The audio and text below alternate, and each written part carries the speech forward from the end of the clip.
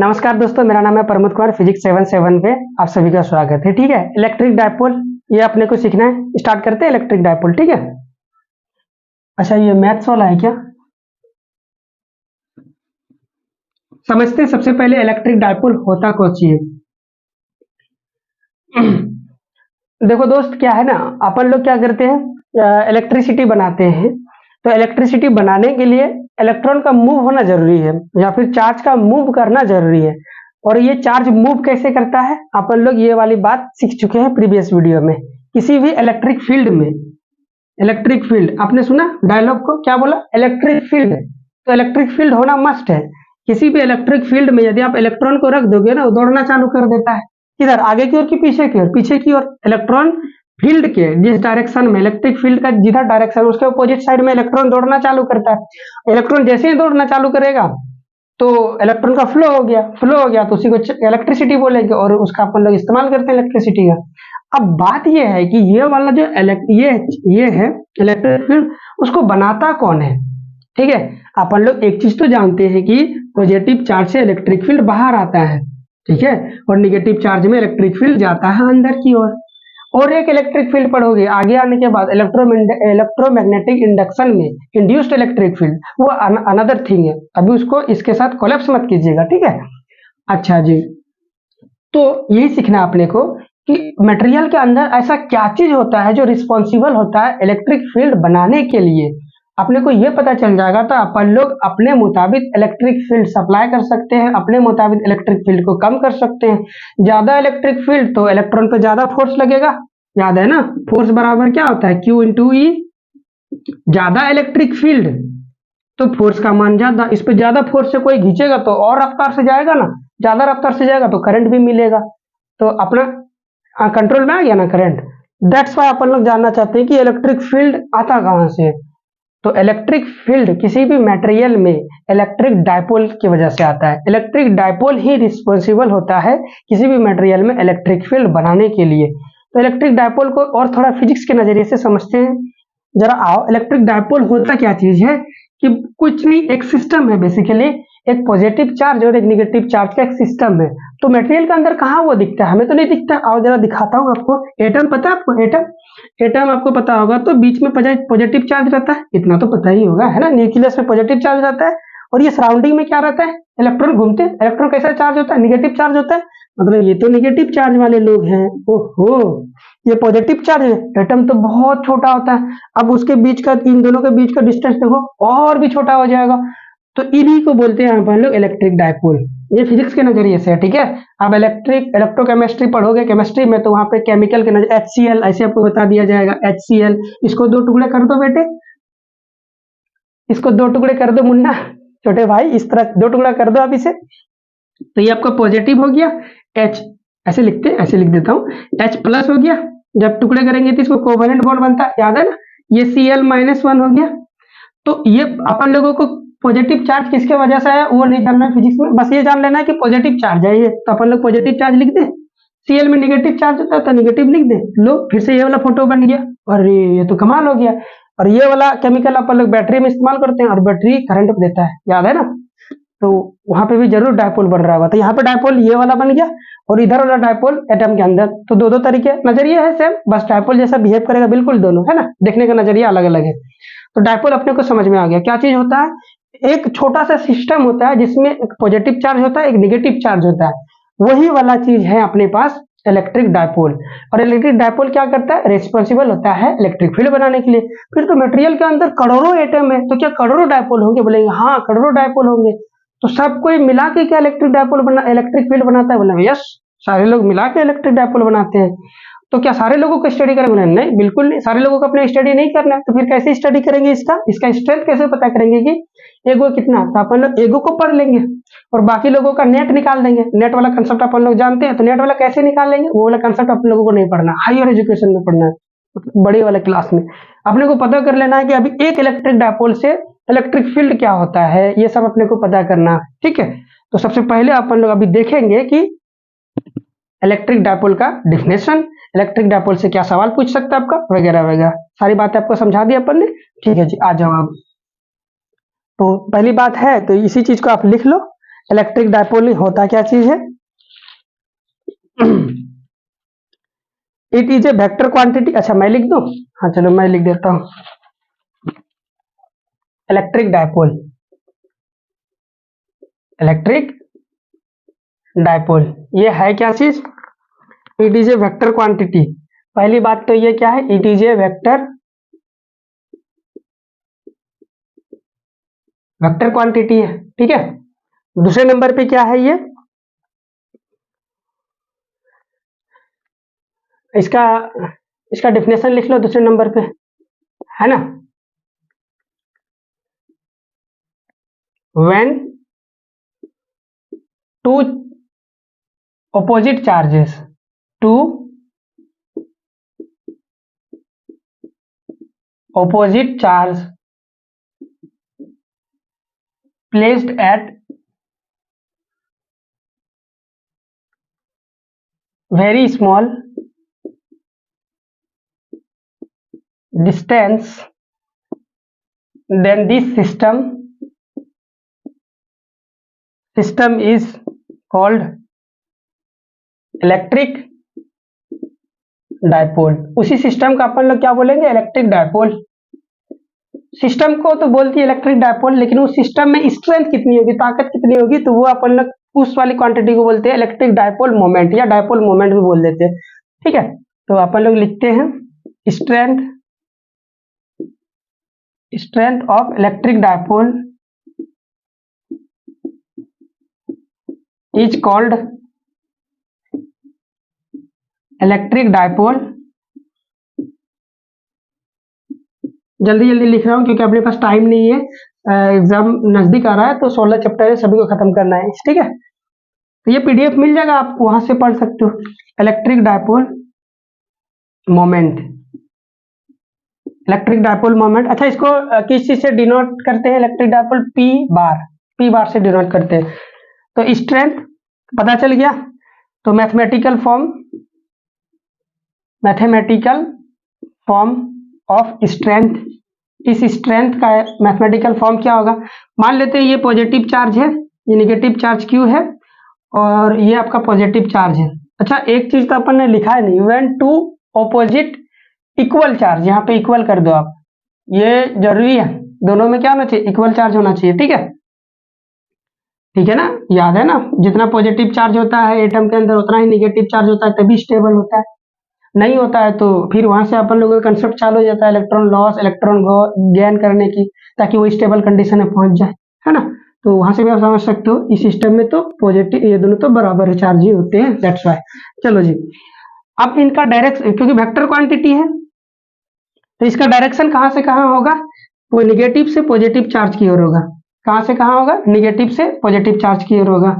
अच्छा ये दोनों तो आर कुछ डिस्टेंस पे बैठे हुए हैं, तो बोले डिस्टेंस को आर बोल दूं, लेकिन आर नहीं बोलते हैं अपन लोग, कन्वेंशनल तरीका है 2a बोलना है, क्या 2l बोल दो, 2a बोल दो, 2r बोल दो, तो यहाँ पे अपन लोग 2a लिख रहे हैं, r भी बोलोगे तो चलेगा टकाटक, क्योंकि दोनों का डिस्टेंस बिल्कुल दोनों r डिस्टेंस पे है या फिर 2a डिस्टेंस पे है, तो इसकी सारे डिस्टेंस को मेजर कहाँ से करूं, अपन लोग कैसे कंसीडर करेंगे कि इसका जो स्ट्रेंथ है कहाँ पे है, इस वाले चार्ज पे कि इस वाले चार्ज पे, कि कहीं बीच के पॉइंट पे होगा।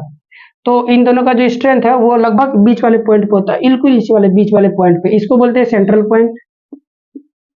पॉइंट। ये सारी बातें आपको डेरिवेशन में काम देगी, है ना।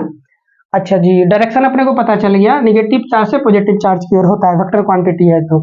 अच्छा इसका मैग्नीट्यूड कितना होगा, तो मैथमेटिकल फॉर्म ऑफ स्ट्रेंथ का मतलब मैग्नीट्यूड, तो पी बार से तो दिखाते हैं, ये हो गया, मोड लगा दिए, मैग्नीट्यूड हो गया। देखना ध्यान से कि पॉजिटिव चार्ज जो है ना ओकरा मल्टीप्लाई कर दो दोनों के बीच के डिस्टेंस से, तो मल्टीप्लाई कर दिया अपन ने 2a इंटू क्यू, लो जी ये आपका स्ट्रेंथ आ गया।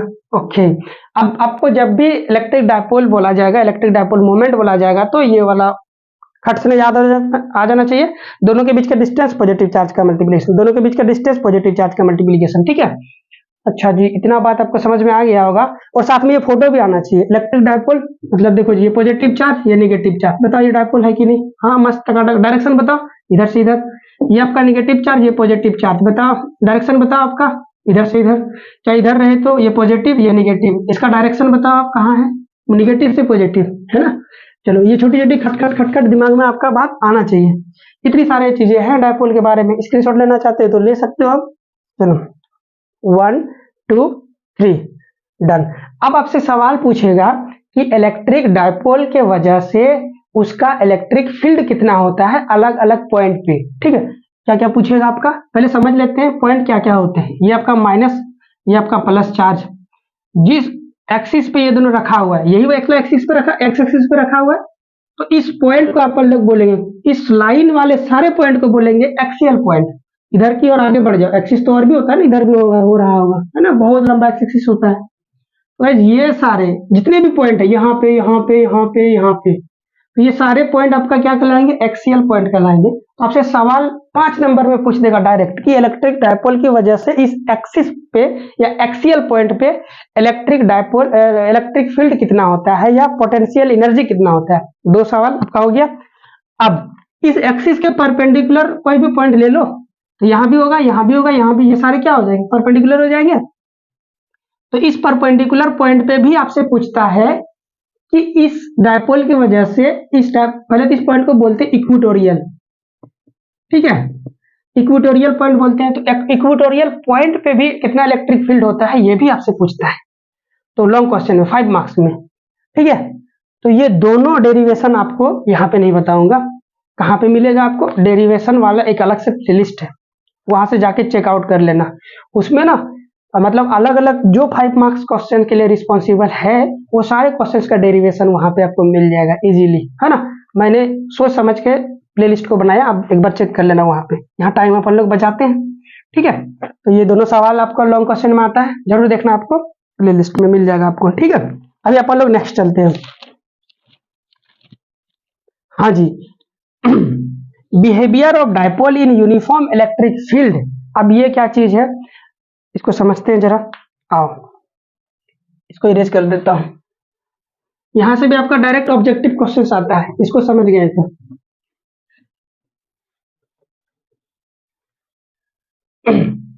अभी अपन ने सीखा तुरंत कि डायपोल कहां पे देखने को मिलता है, मटेरियल में।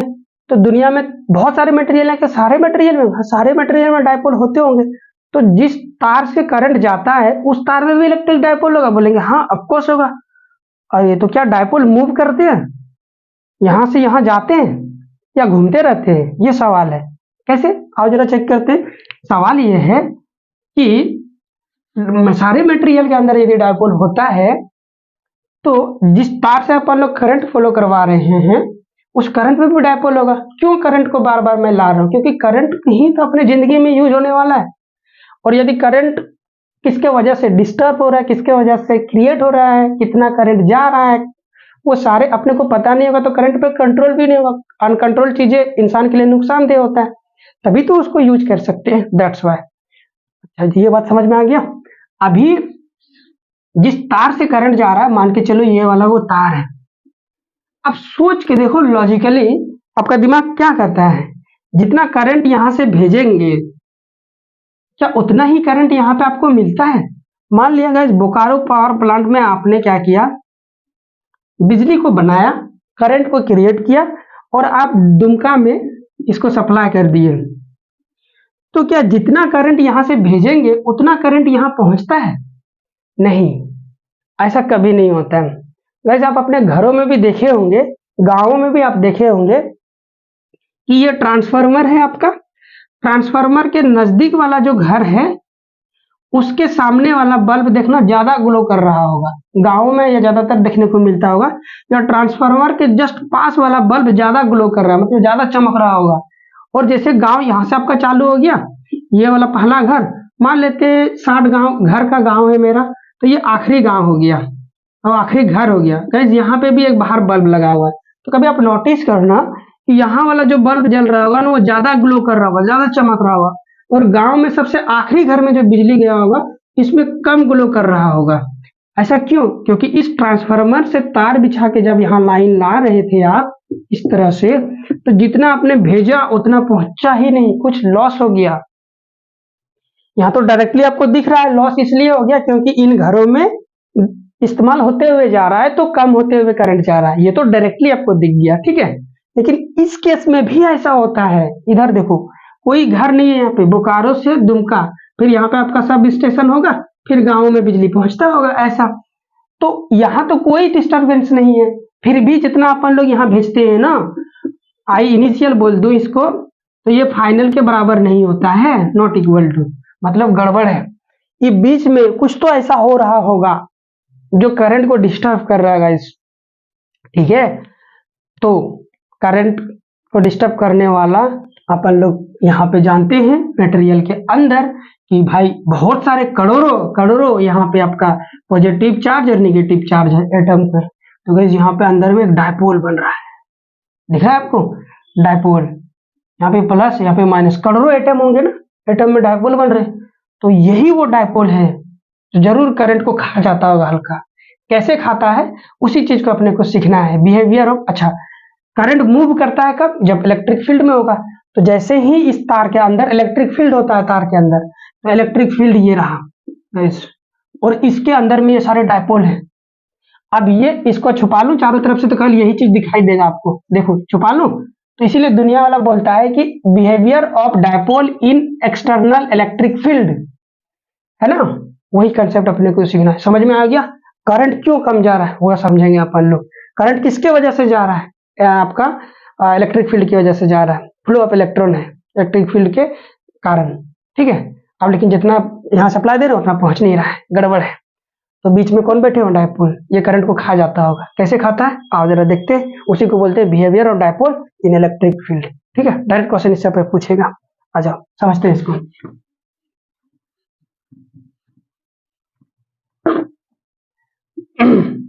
है ना। तो गाइस एक चीज समझते हैं अपन लोग, किसी चीज पे जब फोर्स लगता है तो क्या क्या होता है। इलेक्ट्रिक फील्ड है तो फोर्स लगेगा ना, फोर्स लगता है, इलेक्ट्रिक फोर्स लगाता है ना, यह जानते हो। इलेक्ट्रिक फील्ड है, इलेक्ट्रिक किसी चीज पे, उल्टा बोल दिया सॉरी गाइस, किसी चीज पे यदि फोर्स लगता है तो क्या क्या होता है उसको जरा समझते हैं आओ पहले, तब ये समझ में आ जाएगा आपको खट से ना। मान लो कि ये एक बॉडी है, ठीक है, इसको आप इधर खींचो एक जन एफ फोर्स से, जितना फोर्स इधर लग रहा है 10 न्यूटन, उतना ही फोर्स इधर लगाओ आप। फोर्स बराबर क्या हो गया? 10 न्यूटन। समझना गाइस, बड़ा शानदार कंसेप्ट है, एक ही बार खट से समझ में आ जाएगा आपको, है ना। तो क्या बॉडी हिलेगी? एक बंदा इधर से 10 न्यूटन खींच रहा है, इधर भी एक बंदा 10 न्यूटन से खींच रहा है, तो बॉडी कैसे खिंचा रहा होगा? ऐसे। बॉडी हिलेगी नहीं, ये तो पक्का गारंटी दे सकते हो, क्योंकि ये दिख रहा है इक्वल इक्वल फोर्स है। मोशन नहीं होगा, डिस्प्लेसमेंट नहीं होगा, लेकिन बॉडी के अंदर क्या फोर्स लगना बंद हो गया? नहीं, बॉडी के अंदर फोर्स अभी भी लग रहा है, वो अभी भी तनाव में है। ऐसे देखो ना, एक जन इधर से खींचेगा एक जन इधर से खींचेगा, तो बीच से टुकड़ा हो जाएगा, ये टुकड़ा होने के चांसेस है। अच्छा ये बात तो सही है, टुकड़ा तो हो सकता है, तनाव तो हो रहा है, लेकिन दुनिया वाला क्या बोलता है? नेट फोर्स बताओ इसमें, एफ नेट बराबर, तो अपन लोग लिखेंगे आगे प्लस का 10 लग रहा है, पीछे भी माइनस का 10 लग रहा है, तो ये तो जीरो हो गया। तो जीरो फोर्स लग रहा है तो ये टुकड़ा कैसे हो गया? लेकिन ये जीरो फोर्स किसके लिए है ये तो समझ दो। ये नेट फोर्स जीरो हो गया, इसका मतलब ये डिस्प्लेसमेंट के लिए नेट फोर्स जीरो है। क्या बोला? डिस्प्लेसमेंट के लिए नेट फोर्स जीरो है। इसमें डिस्प्लेसमेंट तो नहीं आ सकता है, लेकिन बॉडी में तनाव जरूर आ सकता है। तनाव के लिए नेट फोर्स जीरो थोड़े है। अच्छा जी, तनाव के लिए जीरो नहीं, तो फिर अपन लोग उसे निकालेंगे कैसे? ये हायर क्लास में सीखोगे। अपने को बस इतना सीखना था कि बॉडी में तनाव लग रहा है, अभी भी ये चल नहीं रहा है, चलने के लिए फोर्स जीरो भले है आपका, लेकिन तनाव के लिए अभी भी फोर्स इसके अंदर लग रहा है। ये बात समझ में आ गया आपको? ओके, इसका डायपोल से क्या मतलब है? मतलब है, आप जरा दिखाता हूं आपको। बिल्कुल ये दोनों अपोजिट फोर्स हैं, इसीलिए, ठीक है। अब डायपोल वाला कंसेप्ट सीखते हैं। मान लेते हैं कि यहाँ पे ये है आपका एक्सटर्नल फील्ड, ठीक है। यहाँ पे अपन ने एक डायपोल रख दिया ऐसे, ये नेगेटिव चार्ज ये पॉजिटिव चार्ज, ठीक है। गाइस पॉजिटिव चार्ज पे इलेक्ट्रिक फील्ड की वजह से किधर चार्ज फोर्स लगता है? आगे की ओर, जिधर इलेक्ट्रिक फील्ड का डायरेक्शन है, डायरेक्शन आगे की ओर है, तो इस पे आपका फोर्स इधर लगेगा, दिख गया गाइस। ये नेगेटिव चार्ज है, नेगेटिव चार्ज पे फोर्स किधर लगता है? पीछे की ओर, इलेक्ट्रिक फील्ड का ऑपोजिट डायरेक्शन में, तो ये आपका पीछे की ओर लग गया। अभी आप बताओ, ये फोर्स बिल्कुल इसके जैसा है, देख रहे हो, एक फोर्स आगे लग रहा है क्योंकि इक्वल है, इक्वल चार्ज है दोनों में, क्यू चार्ज नेगेटिव है, इधर भी आपका क्यू चार्ज पॉजिटिव है, तो इधर फोर्स का फॉर्मूला लिखेंगे तो क्यू इंटू ई, दोनों के बीच का डिस्टेंस मान लेते हैं अभी एल है, तो Q इंटू एल हो जाएगा, या नहीं फोर्स नहीं गलत बोल दिया। फोर्स निकालने के लिए क्या हो जाएगा, Q इंटू इलेक्ट्रिक फील्ड इसमें भी बराबर फोर्स बराबर क्या हो जाएगा, Q इंटू इलेक्ट्रिक फील्ड। ये दोनों तो बिल्कुल सेम है, बट ये पॉजिटिव में आगे है और ये निगेटिव में पीछे है, बट मैग्नीट्यूड में तो दोनों सेम है। तो बिल्कुल यही वाला केस बन रहा है। ये डिस्प्लेसमेंट करेगा क्या, नहीं। सोच के देखो, बहुत छोटा है ये तो अपन ने बना दिया, इतू सा है इतू सा, तो इधर भी लग रहा है इधर भी, तो अब और छोटा है, अपन ने तो बहुत बड़ा बना दिया इसमें, इतना सा बिल्कुल पास पास में, तो ऐसा लगेगा कि एक आगे फोर्स लग रहा है एक पीछे फोर्स लग रहा है, बिल्कुल यही वाला फोटो बनेगा। तो ये आपका आगे तो नहीं जाएगा, क्योंकि डिस्प्लेसमेंट करवाने के लिए जो नेट फोर्स होना चाहिए वो 0 है। तो अपन लोग लिखते हैं एफ नेट बराबर, यहाँ पे 0 मिलेगा। एफ नेट बराबर कितना हो गया, 0। एफ नेट बराबर 0 हो गया तो डिस्प्लेसमेंट नहीं होगा, डिस्प्लेसमेंट नहीं होगा तो गाइज उसको बोलते हैं ट्रांसलेशन मोशन। क्या बोलते हैं, ट्रांसलेशन मोशन, मूव नहीं करेगा यहाँ से वहां। दैट्स व्हाई अपन लोग बोलते हैं कि डायपोल जो होता है उसका नेट फोर्स कितना होता है, 0, तो इसीलिए वो ट्रांसलेशन मोशन नहीं करेगा। ये डायरेक्ट आपको ऑब्जेक्टिव क्वेश्चन में पूछेगा कि इलेक्ट्रिक डायपोल एक्सटर्नल फील्ड में रहते पे ट्रांसलेशन मोशन करेगा या नहीं करेगा, डिस्प्लेसमेंट होगा या नहीं होगा। अपन लोग बोलेंगे नहीं होगा। चाहे बॉडी पे फोर्स लगना बंद हुआ, नहीं, ये अभी भी तनाव में है, ठीक है। आओ, ट्रांसलेशन मोशन नहीं करेगा, ट्रांसलेशन मोशन नहीं करेगा, ठीक है, ऐसे समझ लो। अच्छा, ये वाला बात समझ में आ गया, एक बिहेवियर तो समझ में आ गया, दूसरा बिहेवियर समझो। अब जरा इसी फोर्स को, ये इक्वल फोर्स जो है, इसी फोर्स को ऐसे लगा दो आप। एक जन क्या कर रहा है, इधर की ओर लग रहा है, और एक जन क्या कर रहा है, इधर की ओर खींच रहा है। अभी भी नेट फोर्स क्या है बॉडी के अंदर, 0 है, ठीक है, अभी भी नेट फोर्स क्या है, 0 है। लेकिन गाइज ये कॉर्नर की वजह से ये ऐसा बिहेवियर इसके अंदर होगा कि ये घूमने लगे, ठीक है, आपको ऐसे घूमेगा बिल्कुल। तो गाइस घूमने वाले प्रॉपर्टी को, घूमने वाले मैकेनिज्म को अपन लोग रोटेशनल मैकेनिज्म बोलते हैं, याद है। तो घूमता किसके वजह से, फोर्स की वजह से ही घूमता है, लेकिन उसको जब मैग्नीट्यूड में निकालना चाहते हैं कितने रफ्तार से घूमेगा, तो उसको नए क्वांटिटी से रिप्लेस कर देते हैं, और वो वाला क्वांटिटी क्या है, टॉर्क है।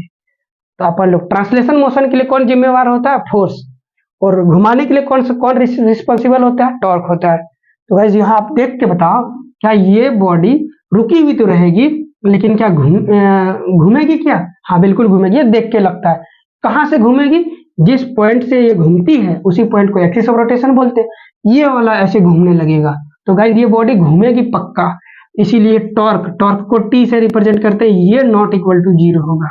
तो गाइस यही वाला कंडीशन देखो यहाँ पे, ये वाला फोर्स आगे लग रहा है, ये वाला फोर्स पीछे, आपको नहीं लगता है कि ये वाला ऐसे घूम जाए, घूमेगा गाइस। तो यहाँ पे आपका टॉर्क बराबर क्या हो जाएगा, नॉट इक्वल टू 0 होगा। रोटेशन में होगा तो टॉर्क कितना लगेगा, यही वाला आपसे पूछता है लॉन्ग क्वेश्चन में। अभी टॉर्क का फॉर्मूला मैं डायरेक्ट लिख रहे हैं, अब डेरिवेशन वाला प्ले लिस्ट में जाइएगा, उसमें इलेक्ट्रिक डायपोल को किसी इलेक्ट्रिक फील्ड में रखने पे, क्या बोला, किसी इलेक्ट्रिक फील्ड में रखने पर टॉर्क कितना आता है, वो डेरिवेशन आपसे पूछ सकता है 3 नंबर की क्वेश्चन में, या लॉन्ग क्वेश्चन में भी पूछेगा। तो वो डेरिवेशन वाला कहाँ से याद रखोगे आप, देख लोगे वो आपका डेरिवेशन वाला प्ले लिस्ट में, ठीक है। तो अभी मैं डायरेक्ट आपका लिख देता हूँ इसका फॉर्मूला टॉर्क वाला, इसको मिटा दूं, इसको मिटा देता हूँ, है ना, आप समझ गए ना कंसेप्ट, बस इसको मिटा देता हूँ। मान लेता हूँ ये आपका एक ये चार्ज है यू, ये आपका है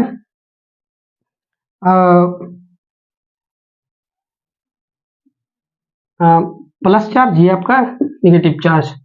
तो गाइस फोर्स इधर इसमें इधर लगेगा आपका, तो टॉर्क घूमेगी, बॉडी घूमेगी, तो टाउ बराबर हो जाता है P E sine theta, P E sine theta, या इसको ऐसे भी लिख सकते हो आप, टाउ बराबर पी क्रॉस ई, है ना, वेक्टर फॉर्म में। क्रॉस को हटाते हैं तो याद है ना साइन आता है। अब ये थीटा कहाँ है, थीटा इन दोनों के बीच का एंगल है, ये वाला, है ना। ये डायपोल का डायरेक्शन इधर होता है, याद है ना, ये देखो ये वाला और ये वाला, इन दोनों के बीच का, मतलब इलेक्ट्रिक डायपोल और इलेक्ट्रिक फील्ड के बीच का एंगल है। तो यही वाला बात लिख लेते हैं, थीटा बराबर angle between dipole and dipole का जो डायरेक्शन है उधर से एंगल लेना, ठीक है। मान लो यदि पॉजिटिव चार्ज हो जाता है, ये आपका नेगेटिव चार्ज हो जाता, नेगेटिव चार्ज यदि पॉजिटिव चार्ज हो जाता तो आपका इधर हो जाता, तो गाइस कितना एंगल हो जाता है, ये वाला एंगल, ठीक है, ज्यादा एंगल हो जाता। Angle between dipole and electric field, ठीक है। तो दोनों बात ने अपन ने आपको समझा दिया, ठीक है। अब जरा देखो कि आपसे ये सवाल कंडीशन भी पूछ सकता है कि टॉर्क का मान जीरो कब होता है। तो टॉर्क का मान जीरो होने के लिए डायपोल जीरो होना चाहिए, इलेक्ट्रिक फील्ड जीरो होना चाहिए। ये तो जीरो कभी नहीं होगा, तो कौन जीरो हो जाएगा, थीटा। ये साइन थीटा बराबर जीरो होना चाहिए। तो थीटा का मान यदि जीरो हो जाए, थीटा का मान, केस नंबर 1 आपसे ऑब्जेक्टिव क्वेश्चन में पूछेगा कि डायपोल को इलेक्ट्रिक फील्ड में रखने पे उसका कौन सा एंगल के लिए टॉर्क बराबर जीरो होता है। तो साइन जीरो का मान जीरो होता है, तो जीरो इंटू समथिंग जीरो आ जाएगा। तो थीटा बराबर जीरो रखेंगे तो टॉर्क बराबर P E sine zero equal to P E into zero बराबर जीरो आ जाएगा। गाइस मैक्सिमम कब आएगा, मैक्सिमम जब थीटा बराबर 90 डिग्री रख देंगे तो मैक्सिमम आता है, 90 डिग्री पे मैक्सिमम आता है। तो थीटा बराबर 90 डिग्री रख देंगे, टॉर्क बराबर क्या आ जाएगा, P इंटू ई। 90 डिग्री रखने पे ये डायपोल कैसा हो जाएगा, ये तो थीटा यूं आ जाएगा, यूं आ जाएगा। तो इस समय सबसे ज्यादा रफ्तार से घूमेगा, तो PE साइन 90 डिग्री हो जाएगा। और PE साइन 90 का 1 होता है, तो ये हो गया PE। ये आपसे छोटा छोटा क्वेश्चन पूछ सकता है, ठीक है। अच्छा जी, तो गाइस जब इसमें इलेक्ट्रॉन चलते होंगे, वो वाला सवाल का जवाब दे देता हूँ आपको कि क्यों कम करंट जाता है। बहुत सारे रीजन, रेजिस्टेंस भी है वगैरह वगैरह, बहुत सारे कारण है, और भी एक्सटर्नल फैक्टर है। उसमें से एक वो ये है। अब सोचो ये घूमेगा कैसी चीज, ये क्या होगा, घूमेगा। भाई घुमाने के लिए कोई तो ताकत रिस्पॉन्सिबल होता है। तो गाइस कौन सा ताकत रिस्पॉन्सिबल होता है, इलेक्ट्रिक फील्ड। तो सोचो इलेक्ट्रिक फील्ड जितना आ रहा था, यही इलेक्ट्रिक फील्ड इलेक्ट्रॉन को दौड़ा रहा है, जिसकी वजह से आई बन रहा है। यही इलेक्ट्रिक फील्ड इस डायपोल को भी घुमा रहा है गाइस, घुमा रहा है। तो इलेक्ट्रिक फील्ड का जो एनर्जी है वो दो जगह में बट गया, तो एक तो इधर, एक तो इधर। तो इसीलिए जितना भेजते हैं वो उतना टोटल नहीं आता है, क्योंकि थोड़ा इधर चला गया तो कम पहुंचता है करंट।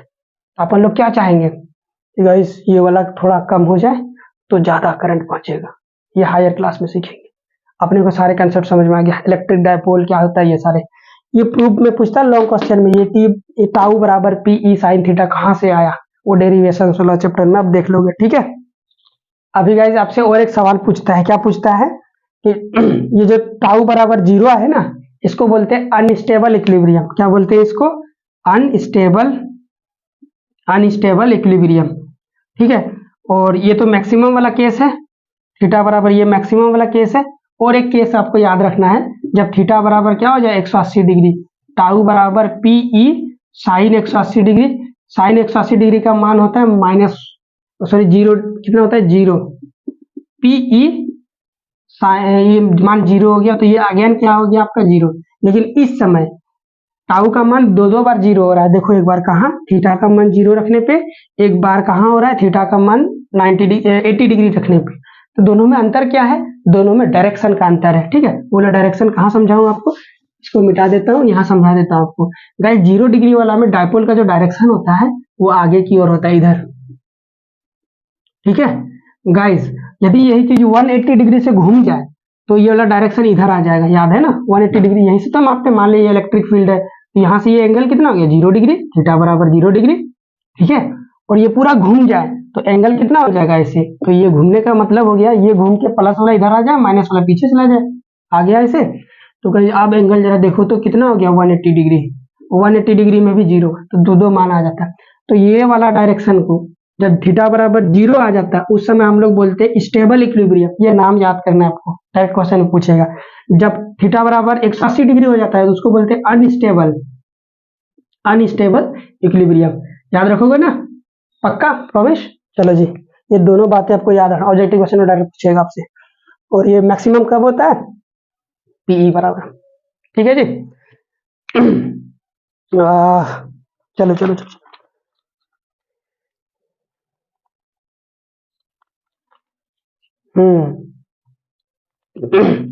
अभी हम लोग का नेक्स्ट कंसेप्ट है, नेक्स्ट कंसेप्ट है आपका electric flux, concept of electric field. इसको समझते हैं जरा, है ना। थोड़ा सा पानी पी लेता हूँ, इसके बाद वापस आएंगे अपन लोग। आपने क्या देखा होगा, आसपास अपना जनरेटर देखा होगा। तो जो कम इलेक्ट्रिक सप्लाई देता है उसका जो ढांचा होता है जनरेटर का, जो डिजाइन होता है, जो साइज होता है वो छोटा होता है। तो आपने देखा होगा जो मिनी जनरेटर होता है वो इतना छोटा होता है। तो इसका ना 50 केबी 100 केबी ऐसे सुने होंगे आप। तो छोटका वाला जो जनरेटर होता है उससे कम करंट निकलता है, कम आउटपुट का, जिससे जो बड़ा वाला जनरेटर होता है, ठीक है, इस छोटा वाला जनरेटर को मिनी जनरेटर ना या ऐसे कुछ बोलते होंगे, बड़ा वाला जनरेटर को जनरेटर ही बोलते हैं। और इससे जो बड़ा जनरेटर होता है, जो मॉल कॉम्प्लेक्स बिल्डिंग, बड़े बड़े बिल्डिंग्स में लगे रहते हैं, जिसको अपन लोग डीजी बोलते हैं, डीजी, इसमें ना ज्यादा करंट निकलता है और इसका साइज भी बड़ा रहता है ना। तो इसका फलक से क्या लेन देन है बताता हूँ, अभी आप बस समझते जाओ। गाइस जो छोटा जनरेटर होता है वो छोटा करंट देता है, मतलब कम करंट देता है, स्मॉल करंट देता है। और कमाल की बात यह है, जो स्मॉल करंट देता है उसका साइज भी छोटा है, दिख रहा है आपको। उससे थोड़ा ज्यादा करंट वाला हमें चाहिए तो उससे थोड़ा बड़ा साइज वाला जनरेटर लाते हैं अपन लोग। जैसे ये शादी वगैरह देखे होंगे ना, फंक्शन वगैरह चलता है, तो ये मिनी जनरेटर नहीं लाते हैं। मिनी जनरेटर आप कहाँ कहाँ देखने को मिला होगा आपको?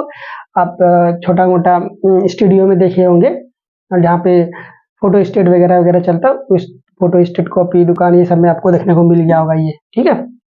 देखने को उससे भी बड़ा जनरेटर कहाँ देखने को मिलेगा? बिल्डिंग कॉम्प्लेक्स में। खैर हमारा मुद्दा वो नहीं, मुद्दा ये है कि कम करंट तो छोटा साइज, उससे थोड़ा बड़ा करंट, ज्यादा करंट तो बड़ा साइज, और बड़ा करंट, ज्यादा करंट तो और भी बड़ा साइज।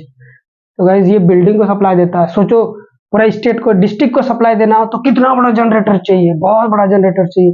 वो बहुत बड़ा जनरेटर कहाँ देखने को मिलता है? वो अपना पावर प्लांट में देखने को मिलता है। पावर प्लांट याद है ना? 3 टाइप के पावर प्लांट होते हैं। थर्मल पावर प्लांट, कोयला से बिजली बनता है, सुना होगा आपने। पानी से भी बिजली बनता है, डैम से पानी गिरता है वहां से बिजली बनता है। न्यूक्लियर पावर प्लांट है ना, हम लोग न्यूक्लियर को तोड़कर भी क्या करते हैं, न्यूक्लियस को तोड़ के भी बिजली बनाने का काम करते हैं। इतने सारे तरीके होते हैं, तो वो बड़ा बड़ा जनरेटर होता है उसमें। खैर हमारा काम की बात यह है कि कम करंट जब निकल रहा है जनरेटर से, क्या बन रहा है, तो इसके मतलब ये हो गया कि अंदर में जो भी मटेरियल बन रहा होगा, जो भी मटेरियल इसमें फिट किया गया होगा, उसका साइज कम होगा गाइस, ठीक है। इसीलिए कम करंट भेज रहा है। ये ज्यादा करंट भेज रहा है, इसका मतलब अंदर में जो मटेरियल लगाया गया होगा वो मटेरियल का साइज बड़ा होगा। ये ज्यादा करंट भेज रहा है, इसका मतलब इसके अंदर जो मटेरियल है वो ज्यादा आपका करंट भेज रहा होगा, साइज उसका बड़ा होगा। दूसरे तरीके से बोलता हूँ, सुनो, कम करंट भेज रहा है तो अंदर में जो मटेरियल होगा उसका एरिया, मटेरियल का जो भी एरिया होगा, सोचो छोटा एरिया है तभी तो इतना छोटा है, बड़ा एरिया होगा तो इतना बड़ा जनरेटर बाहर से लगाना पड़ेगा। उससे भी बड़ा एरिया अंदर वाला मटेरियल, जो भी अंदर वाला मटेरियल बिजली बना रहा होगा, हमें नहीं पता कौन बना रहा है, अपन लोग सीखेंगे आगे वाले चैप्टर में। लेकिन जो भी मटेरियल बना रहा होगा बिजली, है ना, वो आपका छोटा एरिया का होगा, छोटा सा एरिया का होगा। ये आपका थोड़ा सा बड़ा वाला एरिया का होगा, इसीलिए तो बड़ा बनाया है उसको। इसमें और थोड़ा अंदर वाला मटेरियल बड़ा एरिया का होगा। तो गाइस अपने को समझ में आ गया कि जो भी मटेरियल अंदर में है वो वाला छोटा एरिया होता है तो छोटा करंट मिलता है, बड़ा एरिया है तो बड़ा करंट मिलता है, मतलब ज्यादा करंट मिलता है, ठीक है। और भी हम लोग को ज्यादा करंट चाहिए तो और भी बड़ा एरिया करना पड़ेगा, अंदर की मटेरियल जो होगा उसको बड़ा करना पड़ेगा। अच्छा ये बात, मतलब अंदर वाली जो मटेरियल है जिससे बिजली बनती है वो डायरेक्टली डिपेंड करता है उस मटेरियल का एरिया पे, जो इस मटेरियल पे जिस भी मटेरियल को बनाया गया होगा। ऐसा मटेरियल में क्या हो रहा है जिसको एरिया बढ़ाने पर करंट बढ़ जा रहा है, समझ, ये लॉजिक है। तो गाइस उसी लॉजिक के पीछे एक कंसेप्ट आता है फ्लक्स का, है ना। अब क्या होता है जरा ध्यान से सीखो। जैसे अपन लोग जानते हैं, जैसे अभी अपन लोग जानते हैं इलेक्ट्रिक फील्ड, वैसे ही एक चीज आएगा मैग्नेटिक फील्ड, वैसे ही आएगा। शब्दों में गौर किया, आएगा, अभी आया नहीं तो आप समझोगे भी नहीं, तो आपको दिमाग को समझा के रखना है कि हाँ आएगा, ठीक है। तो गाइस तो मान लेते हैं ये वाला है आपका इलेक्ट्रिक फील्ड या मैग्नेटिक फील्ड, जो आएगा उसका नाम है मैग्नेटिक फील्ड। तो करंट बनाने के लिए मैग्नेटिक फील्ड रिस्पॉन्सिबल होता है। अभी अपने पास मैग्नेटिक फील्ड नहीं है तो इलेक्ट्रिक फील्ड से कंसेप्ट को समझते हुए आगे बढ़ जाते हैं, ठीक है। तो मान लेते हैं ये आपका क्या है, इलेक्ट्रिक फील्ड। ये कहाँ से आ रहा होगा? ये कहीं से आ रहा होगा, पॉजिटिव चार्ज, नेगेटिव चार्ज, या एक दो टाइप का इलेक्ट्रिक फील्ड होता है ना, इंडक्शन, इंड्यूस्ड इलेक्ट्रिक फील्ड, वहां से भी आ सकता है, किसी भी तरह से ये आ रहा होगा। मान लेते हैं आ रहा होगा, अपने को समझना है कि फ्लक्स क्या चीज होता है। जी देखो ये है ना, electric field, electric field, electric field. तो गाइस अंदर में जो मटेरियल है उसका एरिया आपका ज्यादा बड़ा हो जा रहा है तो ज्यादा करंट आ रहा है। तो वो एरिया आखिर ऐसा क्या करता है अंदर में जो ज्यादा करंट बेच देता है? तो गाइस अपन लोग एरिया बनाते हैं, इसके अंदर और 2-3 को ले लेते हैं ऐसे। तो एरिया पता है ना, एरिया क्या चीज होता है? जितना छाप के रखता है। जैसे देखो ये कॉपी है, ये वाला, ये पूरा एरिया हो गया। इसको बोर्ड पे बनाऊंगा, ऐसे बनाऊंगा, ऐसे बनाऊंगा तो दिखेगा ही नहीं, एक लाइन दिखेगा खाली यही वाला। तो थोड़ा सा तिरछा बना दो बोर्ड पे तो आपको खट से ना दिख जाएगा। तो भाई तिरछा बना रहा हूँ, इसको देखो ध्यान से आप, यूं बना दिया अपन ने कॉपी को, ठीक है गाइस ये। तो देखो इस पर्टिकुलर एरिया, एरिया कितना होता है? लेंथ इंटू बी होता है ना, तो इसका अपन लोग ए एरिया बोल देते हैं। अपन लोग जानते हैं लेंथ इंटू ब्रीथ होता है एरिया, है ना। तो गाइस इस एरिया को देखो, ये कागज का पन्ना जो एरिया है, इस एरिया से कुछ ना इलेक्ट्रिक फील्ड पास हो रहा है। आपको दिख रहा है, साफ साफ दिख रहा है, ये पास हो रहा है। यहाँ तो साफ साफ दिख गया, ऐसे आप खुली आंखों में देखोगे ऐसे तो नहीं दिखेगा, क्योंकि ये सारे वर्चुअल कंसेप्ट है ना, ये एग्जिस्ट करते हैं लेकिन अपने को दिखता नहीं, लेकिन यहाँ पे सीखना है तो दिखाना पड़ेगा। तो भाई आप ध्यान से देखो, इस एरिया से ना कुछ इलेक्ट्रिक फील्ड पास हो रहे हैं, 1 गो 2 गो 3 गो 4 गो 5 गो 6 गो गाइस, ठीक है। एक गो और एरिया ले लेते हैं, और एक बड़ा वाला एरिया ऐसे, ठीक है। तो गाइस बताओ इसमें कै गो इलेक्ट्रिक फील्ड? इसमें तो आपका 1 2 3 4 5 गो पास हो रहा था, इसमें 1 2 3 4 5 6 7 8 9, एक और करा देते हैं, ये लो गाइस और आ जाता है एरिया। चलो ये 10 हो गया, इधर से भी आपका, इधर से भी आपका, इधर से भी आपका। तो गाइस वो वाला इलेक्ट्रिक फील्ड, क्या बोला? वो वाला इलेक्ट्रिक फील्ड जो इलेक्ट्रिक फ्लक्स से, वो इलेक्ट्रिक फील्ड नहीं, हाँ इलेक्ट्रिक फील्ड ऑफ लाइन, वो वाला इलेक्ट्रिक फील्ड ऑफ लाइन जो आपका इस एरिया से पास हो रहा है, उसी को अपन लोग फ्लक्स बोलते हैं। अगेन फिर से, जो पास हो रहा है उसी लाइन को फ्लक्स बोलेंगे। इस वाले एरिया के लिए क्या ये वाला इलेक्ट्रिक फील्ड पास हो रहा है? नहीं हो रहा है, तो क्या ये इस वाले एरिया के लिए फ्लक्स कहलाएगा? नहीं कहलाएगा, है ना।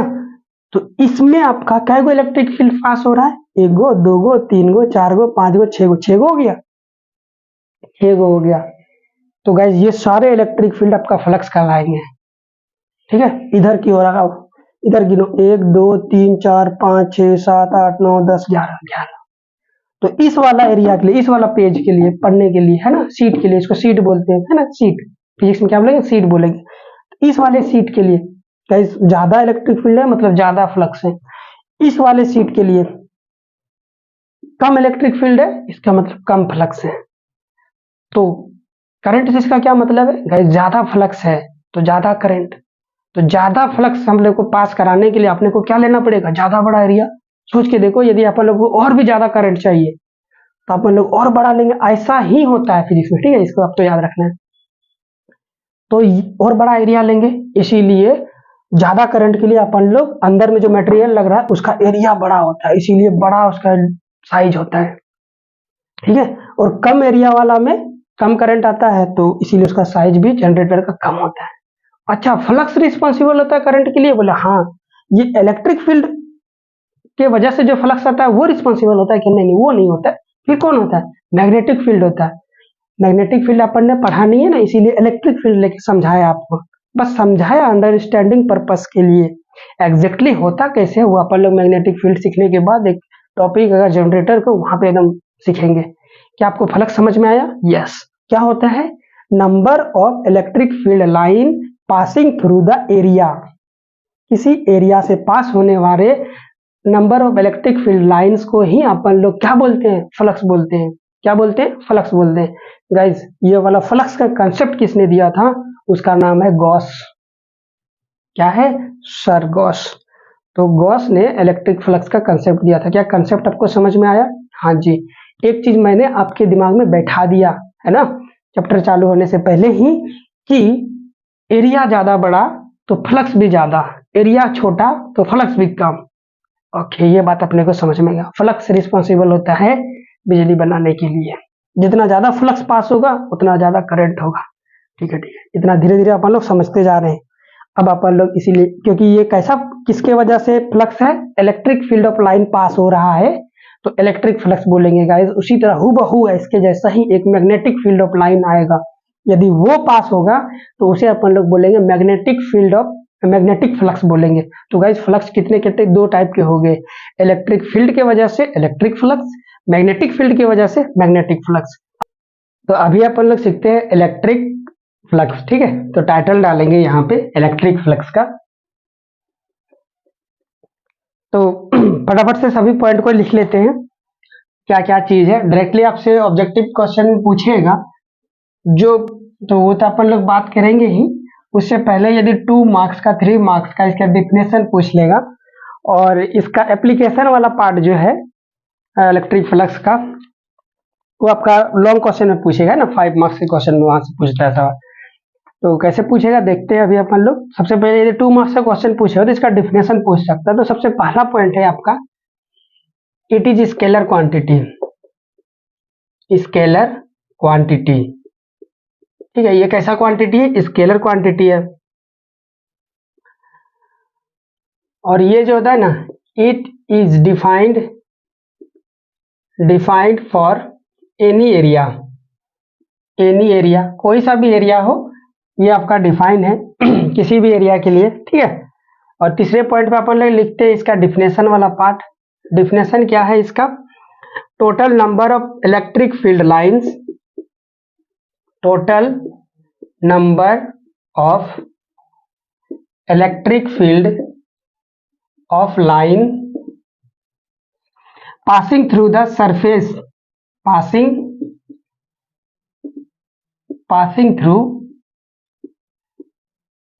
Through the surface.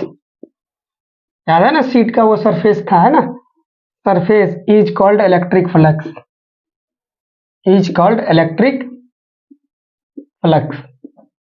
अच्छा, इसको डिनोट कैसे करते हैं, it is denoted by phi से डिनोट करेंगे, क्योंकि ये इलेक्ट्रिक फ्लक्स है इसीलिए फाई ई। मैग्नेटिक फ्लक्स रहता है तो फाई एम डिनोट करते हैं, ठीक है, तो सॉरी फाई बी डिनोट करते हैं।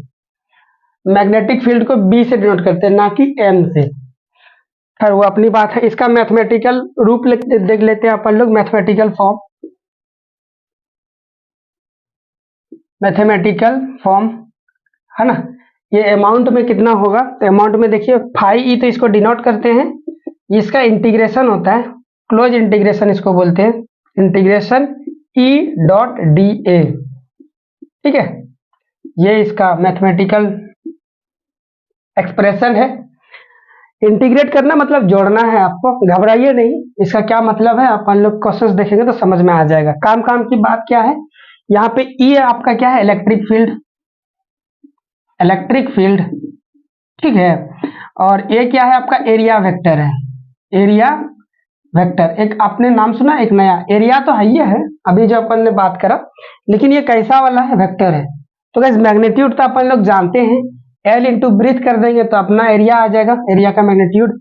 ये वेक्टर क्वांटिटी आ गया तो इसका मतलब इसका डायरेक्शन भी होगा। तो किसी एरिया का डायरेक्शन भी होता है, अपने को सीखना पड़ेगा इसमें। एक नए टाइप का एरिया जिसको बोलेंगे वेक्टर क्वांटिटी के टर्म में, एरिया वेक्टर, ठीक है। उसका डायरेक्शन कहाँ होगा अभी देखते हैं अपन लोग, ठीक है। इसका एसआई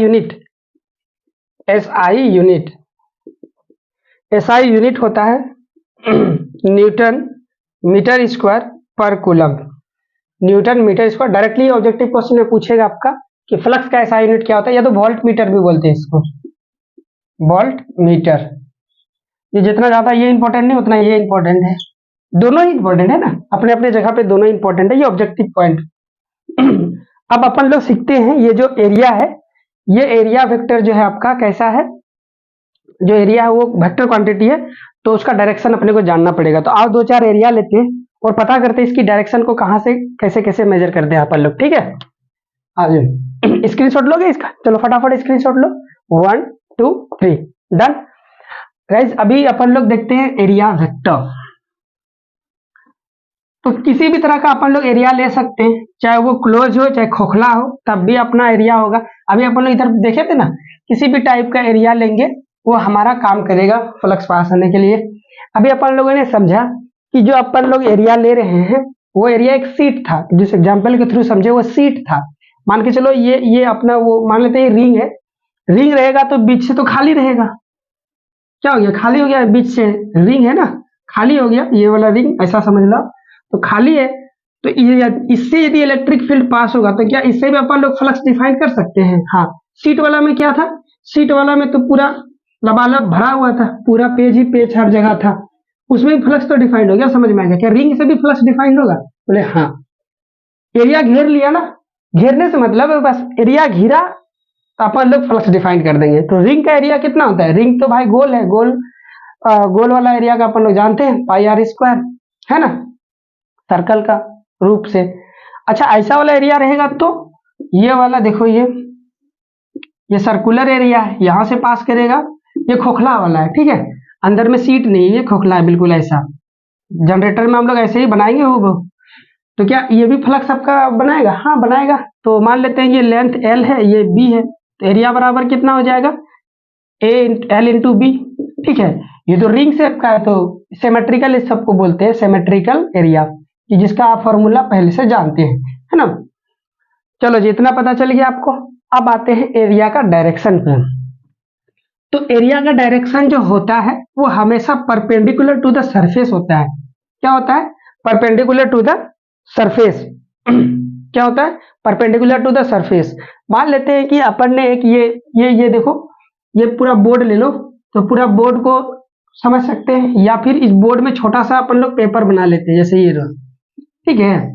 एरिया वेक्टर यहां लिख देते हैं, कंसेप्ट एरिया, एरिया वेक्टर। तो इस सीट के परपेंडिकुलर कैसे होगा? मान लेते हैं ये वाला सीट है ऐसा, तो इसके परपेंडिकुलर कौन सा होगा? ये वाला होगा परपेंडिकुलर। यही परपेंडिकुलर यहाँ होगा, यहाँ होगा, यहाँ होगा, बहुत सारे परपेंडिकुलर लाइन निकलेंगे। उन सारे लाइनों का डायरेक्शन एक ही होगा, बिल्कुल इधर। मान के चलो ये एक्स एक्सिस है, ये आपका पीछे निगेटिव का एक्स एक्सिस है, तो इस सीट पे परपेंडिकुलर जो होंगे वो सारे एक्स एक्सिस पे होंगे। चाहे यहां रखो तब भी एक्स एक्सिस पे, यहां रखो तब भी एक्स एक्सिस पे, यहां रखो एक्स एक्सिस, है ना। कितना लाइन खींच दो इस पे, इसके सीट के परपेंडिकुलर सारे के सारे एक्स एक्सिस पे आएंगे। मतलब सारे परपेंडिकुलर वाला लाइन का डायरेक्शन सेम हो गया, एक्स हो गया, है ना। उसी तरह पीछे वाले भी तो परपेंडिकुलर होंगे, इसके पीछे वाला ये सारे निगेटिव मान लेता हूं, तो निगेटिव एक्स में, ये पॉजिटिव एक्स में, ठीक है। तो ऐसे दुनिया वाले ऐसे भी बोलते हैं। मान के चलो ये इसको अपन लोग बाहर वाला बोल देंगे, बाहर वाला, और इसको अंदर वाला, ठीक है, अपवर्ड ऐसे रखते, तो ये हो जाता है कि अपवर्ड डायरेक्शन, ये होता है डाउनवर्ड डायरेक्शन। तो दो दो परपेंडिकुलर डायरेक्शन है। तो एरिया वेक्टर में डायरेक्शन किसको लेते हैं? पहली बात तो perpendicular axis, perpendicular to the surface. कोई सा भी एक लाइन पकड़ लो, बहुत सारे हैं, वो आपका डायरेक्शन बता देगा, क्योंकि सारे लाइन का तो डायरेक्शन सेम है। तो कौन सा वाला परपेंडिकुलर? एक तो ऊपर वाला परपेंडिकुलर है, एक तो डाउन वाला परपेंडिकुलर है। तो गाइज ऊपर वाला जो अपवर्ड डायरेक्शन में होता है वही आपको लेना है एरिया वेक्टर का डायरेक्शन, डाउनवर्ड वाला नहीं, ठीक है। तो ये बात समझ में आ गई आपको? तो इसका हो जाएगा बाहर की ओर अपवर्ड। तो इस एरिया वेक्टर का डायरेक्शन कहाँ हो गया? ये वाला। ये काम की बात है, बहुत महत्वपूर्ण है। एरिया वेक्टर का डायरेक्शन ये हो गया। वेक्टर क्वांटिटी तो डायरेक्शन पता चल गया अपने को कि अपवर्ड होता है टू द सरफेस और साथ में परपेंडिकुलर। अच्छा, तो मैग्नीट्यूड कितना बोलेंगे? जो ज्योमेट्रिकल इसका जो एरिया है वही वाला हो जाएगा। ज्योमेट्रिकल एरिया का मतलब क्या हो गया? अरे कुछ नहीं, जो आप जानते हो पहले से। मान लेते ये एल है, ये बी है, तो ज्योमेट्री सब पढ़ते हो ना, एरिया बराबर कितना होता है? एल इंटू बी, तो यही आपका एरिया हो गया। ये बात समझ में आ गई आपको, ठीक है। तो दो चार अपन लोग देख लेते हैं क्या क्या है यहाँ पे। तो आपका एरिया दो टाइप का है, अपने को पढ़ना है। टाइप्स ऑफ एरिया वेक्टर, एक होता है ओपन एरिया वेक्टर, एक होता है close area vector. Open area vector को तो आपने पढ़ लिया, ये वाला। क्लोज एरिया वेक्टर कैसे होगा? आओ जरा देखते हैं। ये डब्बा ले लो आप, एक डब्बा ले लेते हैं अपन लोग, ये डब्बा ले लो, है ना। मान के चलो यहाँ पे कोई चार्ज है, तो यहाँ से इलेक्ट्रिक फील्ड बाहर निकलेगा चारों साइड, ऐसा ऐसा। तो गाइज देखो, एगो ये ऊपर वाला सरफेस है, टॉप टॉप में दिख रहा है, यहाँ से भी इलेक्ट्रिक फील्ड बाहर आ रहा है। तो इस एरिया से इलेक्ट्रिक फील्ड बाहर आएगा तो क्या हो गया आपका? ये वाला एरिया भी एक एरिया वेक्टर के जैसा बिहेव करेगा। तो ये बहुत सारा 6 गो सीट से घिरा हुआ मेरा एक क्यूब बना है, तो ये क्लोज एरिया कहलाएगा। इसके सारे सरफेस मिलकर एक क्लोज डब्बा बना रहे हैं, इसीलिए अपन लोग बोलेंगे क्लोज एरिया वेक्टर। इधर देखो ये वाला एक ही सीट है, ये कोई क्लोज वाला डिजाइन नहीं बना रहा है, दैट्स वाई ये ओपन एरिया। तो अपन लोग लिखेंगे एरिया वेक्टर का दो टाइप होता है, एक तो ये वाला जिसको बोलते हैं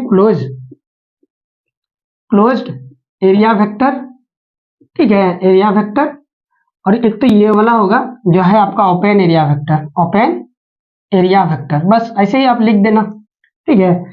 इसका डायरेक्शन तो पता चल गया, ये वाला डायरेक्शन है। इसके लिए तो अलग अलग सारे सरफेस है, अपवर्ड वाला लेना है, डाउनवर्ड वाला नहीं। तो गाइस इस सरफेस पे खड़ा हो जाओ आप और देखो इसका अपवर्ड कौन होगा, बाहर वाला। ये डाउन वाला सरफेस से लूंगा इसको, तो इसका अपवर्ड कौन होगा, ये वाला, बाहर वाला है ना। इसके लिए ये बाहर वाला, और ये बीच में ये टॉप में है ये वाला, इसके लिए बाहर क्यों निकलेगा, तो इधर आपकी ओर जाएगा, मेरे ओर जाएगा, बोर्ड के ऊपर आएगा, ठीक है। तो इस तरह से अपन लोग एरिया वेक्टर को डिफाइन करते हैं। अच्छा जी, अभी एक इंपॉर्टेंट बात सीखना है एप्लीकेशन पर्पज से।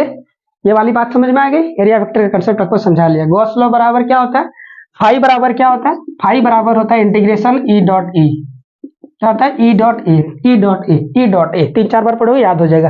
इसका स्क्रीनशॉट लेना है तो ले सकते हो आप, ठीक है। चलो जी अपन लोग जानते हैं इंटीग्रेशन से, आप मैंने नहीं पढ़ाया है तो कोई दिक्कत नहीं, लेकिन आप पहले से जानते होंगे, अपने आप ऑफलाइन कोचिंग में पढ़ के रखा है। इंटीग्रेशन में यदि कोई चीज कांस्टेंट हो जाती है ना, वो इंटीग्रेशन में पार्टिसिपेट नहीं करता, डायरेक्टली बाहर आ जाता है। वो तो आप मैथ में जानते हो। तो फिजिक्स में इंटीग्रेशन में कांस्टेंट उसको मानते हैं जिसका मैग्नीट्यूड बदलता नहीं है, और जिसका मैग्नीट्यूड नहीं बदलता जिस क्वांटिटी का, उसको अपन लोग यूनिफॉर्म मैग्नीट्यूड वाले क्वांटिटी बोलते हैं। तो यही वाला टर्म अपने को यहाँ पे लिखना है। इफ हम लोग जानते हैं वी नो, अपन लोग जानते हैं कि फाई बराबर क्या था, integration E dot D A, ये एरिया वेक्टर है, उसका एरिया लेना अपने को। अच्छा, डी ए का क्या मतलब है, छोटा वाला, अभी देखेंगे समझ में आएगा आपको। इफ ई आपका क्या हो जाए, यूनिफॉर्म हो जाए। यूनिफॉर्म का मतलब हो गया कांस्टेंट, जिसका मैग्नीट्यूड नहीं बदल रहा है, मतलब ये कांस्टेंट है, तो इंटीग्रेशन में पार्टिसिपेट नहीं करेगा। पार्टिसिपेट नहीं करेगा तो ई को अपन लोग बाहर निकाल देंगे। तो ई मेरा बाहर आ गया, एक ही कंडीशन में बाहर आ रहा है, ये कंडीशन याद रखना, यूनिफॉर्म, ठीक है। ई बाहर आ गया, डी ए अंदर पकड़ा गया। तो अब आता है इंटीग्रेशन का ओरिजिनल कंसेप्ट को समझने का। गाइस ये डी ए का मतलब होता है छोटा क्वांटिटी बहुत छोटा क्वांटिटी। आपने एक चीज और सीखा होगा, डेल्टा, ये होता है बड़ा क्वांटिटी। इसको अपन लोग बोलते हैं एवरेज, इसको बोलते हैं छोटा क्वांटिटी, इसीलिए इसको लिमिटिंग वैल्यू बोलते हैं। दुनिया वाला इसको डिफरेंशिएशन के टर्म में भी रिप्रेजेंट करता है। ये बताता क्या चीज है, डीए, डीए बहुत स्मॉल क्वांटिटी को बताता है, किसी एक खास इंस्टेंट पे। मान लो कि ये मेरा एक एरिया है, ये सीट, ठीक है गाइस, इसको मैंने करोड़ टुकड़ा में कर दिया। कितना टुकड़ा में कन्वर्ट टुकड़ा कर दिया, मेरे पास ऐसा कैंची है जिसको एक बार मारा करोड़ टुकड़ा हो गया ये पेपर। तो करोड़ टुकड़ा में से एक टुकड़ा इतू सा होगा, तो सारे करोड़ों टुकड़ा को मिला दूंगा ऐसे ऐसे करके, तो क्या पूरा मिल जाएगा, पूरा एरिया मिल जाएगा। गाइस एक बात समझने की कोशिश करना, ये जो छोटकू वाला टुकड़ा था उसका भी एक छोटा सा एरिया था, बहुत छोटा, इसीलिए अपन लोग इसे बोलते हैं छोटका वाला तुम एरिया है। तो थोड़ा दिखाएंगे कैसे, बोलते डी ए से। कल को यदि छोटा वाला करंट आ जाएगा तो क्या उसको भी डीए से दिखाएंगे, ऑफकोर्स उसको भी, जितना भी छोटा छोटा क्वांटिटी होगा सबको डीए से दिखा सकते हैं क्या, ऑफकोर्स सबको डीए से दिखा सकते हैं। ओके समझ में आ गया। कल को यदि कहीं पे डीई लिखा हुआ रहेगा तो क्या इसका मतलब छोटा वाला इलेक्ट्रिक फील्ड, बहुत छोटा वाला। कहीं पे डी आई लिखा हुआ रहेगा तो क्या समझ जाएंगे, छोटा वाला करंट, बहुत छोटका वाला करंट। गाइज आज अपने को यहाँ सामने लिखा हुआ है डी ए, इसका मतलब बहुत छोटा एरिया। तो सोचो ना, अपन ने करोड़ टुकड़ा कर दिया था इसका, अब उन सारे करोड़ टुकड़े को जोड़ दो, सबको मिला के गम लेके चिपका दो। थोड़ा मुश्किल है बट समझो कि अपन ने चिपका दिया, तो क्या ऐसे बनेंगे, जब बढ़ेंगे तो वापस आपको यही वाला फोटो मिल जाएगा, यही वाला एरिया टोटल मिल जाएगा। तो गाइस इन करोड़ टुकड़ों को जोड़ने को अपन लोग कैलकुलस में इंटीग्रेशन बोलते हैं। और दिखाते कैसे हैं, इन छोटे छोटे टुकड़ों को आपने जोड़ लिया, अब इन टुकड़ों को अपन लोग ऐसे थोड़े दिखाएंगे, छोटे छोटे टुकड़ा, उसको दिखाने का तरीका है, देखो ना ये डी ए है, अपन लोग बोलेंगे तुम छोटा पहले वाला डी ए है, तुम दूसरका वाला डी ए है, तीसरका वाला डी ए है। कमाल की बात है, ऐसा कैसे चलाया था, ये सारे टुकड़े बराबर थे तो सबको डी ए लिख दूंगा गाइस, और जब सारे टुकड़ों को मैं जोड़ दूंगा तो मुझे कंप्लीट मिल जाएगा। क्या मिल जाएगा, कंप्लीट एरिया मिल जाएगा, तो टोटल एरिया। तो जो ना करोड़ बार लिखूंगा तो पूरा बोर्ड भर जाएगा, उससे बचने के लिए अपन लोग क्या करेंगे, एक सिंबल का इस्तेमाल करेंगे, and that symbol is integration. ये आपको बता रहा है कि छोटे छोटे टुकड़ों को जोड़कर आप कंप्लीट कोई वैल्यू बना रहे हैं। छोटा छोटा आई जोड़ेंगे तो बड़ा वाला टोटल आई मिल जाएगा, छोटे छोटे इलेक्ट्रिक फील्ड को जोड़ेंगे तो टोटल इलेक्ट्रिक फील्ड मिल जाएगा, छोटा छोटा पोटेंशियल को जोड़ेंगे तो टोटल पोटेंशियल मिल जाएगा। तो सबके आगे क्या लिखाना पड़ेगा टोटल के लिए, इंटीग्रेशन इंटीग्रेशन इंटीग्रेशन। आज मुझे नीड है छोटे छोटे एरिया को जोड़ने का, दैट्स वाई छोटा वाला डी है, सबको जोड़ूंगा तो टोटल मिल जाएगा। इसका मतलब ही होता है ये वाला। ओके, समझ में आ गया। तो फाई बराबर यहाँ पे अभी अपन लिखेंगे ई डॉट डी। तो छोटा वाला एरिया सबको जोड़ रहे, सबको जोड़ दिए तो कंप्लीट एरिया कितना मिल जाएगा, ए मिल जाएगा। ई डॉट ए, यहाँ डॉट है, ई डॉट ए, ठीक है। तो अब डॉट प्रोडक्ट से आता है, जानते हैं हम, फाई को यदि हटाते हैं, डॉट को हटाते हैं तो क्या आ जाता है, ई ए कॉस थीटा। ये नया फॉर्मूला आ गया। कब, जब अपन लोगों का इलेक्ट्रिक फील्ड यूनिफॉर्म हो। तो फाई ई इसको रिप्रेजेंट कर दे, तो फाई ई, अरे थीटा को चाहिए, थीटा है आपका angle between area vector and electric field का जिस डायरेक्शन में इलेक्ट्रिक फील्ड है और एरिया वेक्टर का जिस डायरेक्शन में है, उन दोनों के बीच का एंगल को अपन लोग क्या बोलेंगे, थीटा बोलेंगे। तो ई ए कॉस थीटा, फाई बराबर ई ए कॉस थीटा। अब थीटा देखो 0 होगा तो कुछ और वैल्यू देगा, है ना, 90 डिग्री देगा तो और वैल्यू देगा। तो ये सब छोटे छोटे सवाल पूछ सकता है आपसे। तो सोच के देखो कि थीटा बराबर मैक्सिमम कॉस थीटा है, थीटा का कौन सी वैल्यू के लिए कॉस थीटा का मान मैक्सिमम आता है, तो 0 डिग्री पे। तो 0 डिग्री इसको रखेंगे, थीटा बराबर 0 डिग्री, तो जो फाई का मान होगा वो मैक्सिमम होगा, क्योंकि कॉस 0 बराबर 1 होता है, 1 को इससे मल्टीप्लाई करेंगे तो ई है। बाकी कोई से भी वैल्यू लेंगे ना, ई फ्रैक्शन में दे देगा, कॉस थीटा का मान फ्रैक्शन में आ जाएगा। मान लेते हैं 30 डिग्री रख दिए या 60 डिग्री रखेंगे तो 1/2 देगा, तो ई ए का 1/2 आधा हो गया, तो कंप्लीट का इसका आधा हो जाएगा। तो मैक्सिमम कब मिला, जब 0 डिग्री पे था। बाकी कोई भी थीटा रखेंगे तो कॉस का वैल्यू हमेशा फ्रैक्शन में आएगा, तो हमेशा कम वैल्यू मिलेगा। तो मैक्सिमम कब मिल रहा है आपको, ई ए पे। तो आपको सवाल ही पूछ सकता है फाई का मैक्सिमम वैल्यू कब मिलता है, जब थीटा बराबर 0 डिग्री होता है, ठीक है। चलो जी, 90 डिग्री पे कितना मिलेगा, कोई फ्लक्स नहीं मिलेगा, 0। 90 डिग्री पे थीटा बराबर व्हेन, ये केस नंबर 1 लिख लो इसको, केस 1, ये केस 2। ये पीडीएफ में मेंशन है आपका, है ना, टेंशन मत लो, ये प्रोवाइड कर दिया जाएगा डिस्क्रिप्शन बॉक्स में। ये थीटा बराबर कितना हो जाएगा आपका, थीटा बराबर जब आपका 90 डिग्री हो जाएगा तो cos 90 का मान कितना होता है आपका, 0 डिग्री। cos 90 0, तो सबको 0 निपटा देगा ज्ञान, 0 इंटू 0 इंटू सबको 0, तो फाई बराबर भी 0 हो गया, तो ये मिनिमम हो गया, ठीक है। चलो जी, ये हो गया आपका। अब कुछ क्वेश्चंस हैं मेरे पास जो इस वाली वीडियो पे अपन लोग सॉल्व नहीं करेंगे। Calculate electric flux of the following system, अपन लोग नेक्स्ट वीडियो में इसको सॉल्व करेंगे। अभी अपन लोग आ जाते हैं फटाफट से गॉस लॉ। गॉस लॉ आपका क्या बताता है, ठीक है। चलो जी, इसी वीडियो में अपने को गॉस लॉ को कंप्लीट करना है और ये टॉपिक भी खत्म करना है, चाहे कितना भी लेट हो जाए, अपन लोग आज कंप्लीट करके जाएंगे।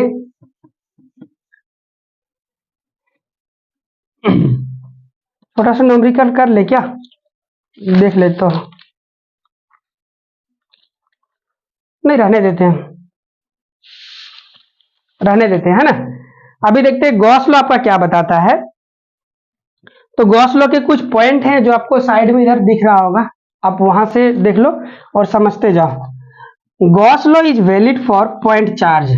गॉस लॉ जो है वो पहली कंडीशन है कि वो पॉइंट चार्ज के लिए वैलिड है, as well as distributed charge, चाहे वो डिस्ट्रीब्यूट करके रहे तब भी, मतलब दोनों के लिए वैलिड है, पॉइंट चार्ज के लिए भी और डिस्ट्रीब्यूट चार्ज के लिए भी। कंटिन्यूअस चार्ज डिस्ट्रीब्यूशन सिस्टम अपन ने पढ़ाया था ना, आपको याद होगा, है ना, वो उसके लिए भी। कितने टाइप के होते हैं, 3 टाइप के होते हैं, लीनियर होता है, वॉल्यूमेट्रिक होता है और सरफेस चार्ज डेंसिटी होता है, ये वगैरह वगैरह। Gauss law can be applied for moving charge as well as rest. Gauss law चाहे दौड़ता हुआ चार्ज हो चाहे रुका हुआ चार्ज हो, दोनों के लिए वैलिड है। गॉस लॉ जो है हमेशा क्लोज सरफेस के लिए वैलिड है। क्या बोला, गॉस लॉ क्या है, क्लोज सरफेस। तो जहां भी आपको गॉस लॉ अप्लाई करना है वहां पे सरफेस आपको कैसा लेना है, क्लोज वाला। याद है ना, तो डब्बा लिए थे, इधर ओपन इधर क्लोज, तो क्लोज वाला आपको बनाना है, ठीक है, याद रहा। ओपन वाला से लेकर गॉस को अप्लाई नहीं कर सकते हैं। अब आ जाते हैं गॉस के स्टेटमेंट पे। Total electric flux of linked through any close surface will be equal to 1/ε0 time. इसको लिख के बताता हूँ, है ना, लिख के बताता हूँ, ये समझ में आएगा ज्यादा। चलो स्टेटमेंट ऑफ, यहाँ गॉस लॉ लिख देता हूँ। गॉस लॉ, गॉस लॉ का स्टेटमेंट क्या है? स्टेटमेंट है आपका total electric flux, total electric flux linked through any closed surface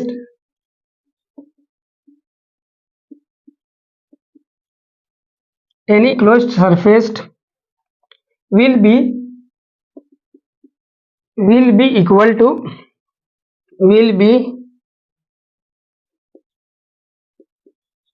to 1/ε0 times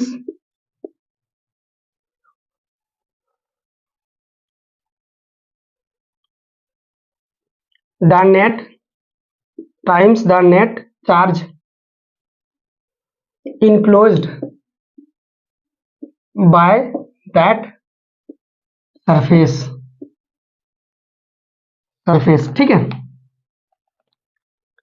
अब ये क्या चीज है? आप गॉस लॉ का स्टेटमेंट यही है कि मान लो कि आपका एक चार्ज, पॉइंट चार्ज ले लेता हूं, मान लेता हूं ये प्लस का क्यू चार्ज है Q1, ये माइनस का Q2, यहाँ प्लस का Q3, और एक मान लेते हैं दूर बाहर में कहीं इधर भी है Q4। ठीक है, तो कहता है कि पहले तो एक सरफेस लो आप, कैसा वाला? क्लोज वाला। तो इन तीनों चार्ज को मैं क्लोज करना चाहता हूं, ये मेरे आजादी है। ठीक है, पहली बात तो ये कि इसको मैं क्लोज करवाऊं या ना करवाऊं। तो मैं इन तीनों को क्लोज कर रहा हूं, तो क्लोज करने के लिए क्या गोला ले लूं, स्फेयर ले सकता हूं। तो स्फेयर को बनाऊंगा कैसे? दिखा नहीं सकता, तो ऐसे गोल बना दिया अपन ने, ये बात। ठीक है, तो गाइज ये जो क्लोज सरफेस है, इसकी सरफेस को अपन लोग बोलते हैं गॉसियन सरफेस। ठीक है, गॉसियन सरफेस, पहला बात।